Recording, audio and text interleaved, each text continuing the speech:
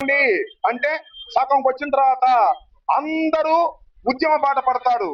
ఉద్యోగులు ఉద్యమ బాట పడతారు, నిరుద్యోగులకు నిరుద్యోగ వృత్తి ఇవ్వలేదని నిరుద్యోగులు ఉద్యమ బాట పడతారు, విద్యార్థులకు ఫీజు రియంబర్స్మెంట్ ఇవ్వలేదని విద్యార్థులు ఉద్యమ బాట పడతారు.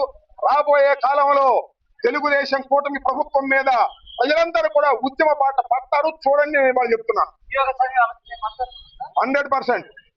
ఎవరు ఈ ప్రభుత్వం యొక్క దుర్మార్గమైన చర్యలకు వ్యతిరేకంగా ఉద్యమాలు చేస్తున్నారో ఆ ఉద్యమాలన్నిటికీ కూడా జగన్మోహన్ రెడ్డి గారి నాయకత్వంలో ఉన్నటువంటి వైఎస్ఆర్ కాంగ్రెస్ పార్టీ అండగా ఉంటుంది, దండగా ఉంటుంది. దానిలో వెనుకడికి వేసే ప్రశ్నే లేదు.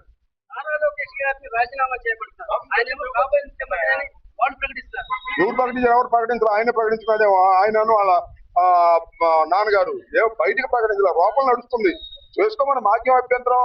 ఆయన ముఖ్యమంత్రి కాకపోతే ప్రధానమంత్రి చేసుకోమను, ఉప ప్రధానమంత్రి చేసుకోమను. ముందు దీని సంగతి తేల్చండియా అంటే దీనికేమో రాజీనామా చేయడు, కానీ దానికే ఉప ముఖ్యమంత్రి నుంచి ముఖ్యమంత్రి అవుతాను లేకపోతే ముఖ్యమంత్రి అవుతానని కేకలేస్తే ఏం లాభం? అదంతా వాళ్ళ ఇంటర్నల్ మ్యాటరు. ఆయన శాఖ మార్చుకోవచ్చు, ముఖ్యమంత్రిగా ఉండొచ్చు, చంద్రబాబు నాయుడు గారు భారతదేశంలో ఉప ప్రధాని కావచ్చు. అవన్నీ మాకేం సంబంధం లేని విషయం. మాకు సంబంధించింది ఒక్కటే, యువగళంలో పాల్గొన్నటువంటి యువకులందరికీ స్పోర్ట్స్ కోటాలో ఉద్యోగాలు ఇచ్చి మోసం చేశాడు నారా లోకేష్. తక్షణమే రాజీనామా చేయాలని మా డిమాండ్ ఇప్పటికీ కొనసాగుతాం. ఓకే.